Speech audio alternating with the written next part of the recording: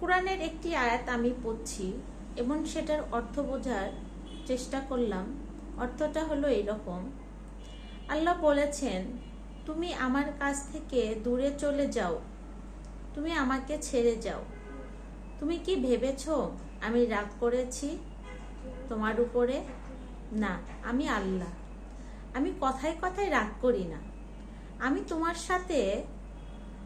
সাথেই থাকি সব সময়, কারণ আমি জানি তোমাকে বা তুমি আমার কাছে ফিরে আসতেই হবে।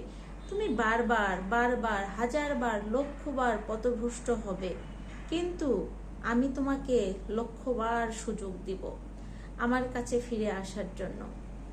তোমার সমস্ত জীবনটাই সুযোগ। আমি অপেক্ষা করে আছি তোমার জন্য, আমার কাছে ফিরে আসার জন্য।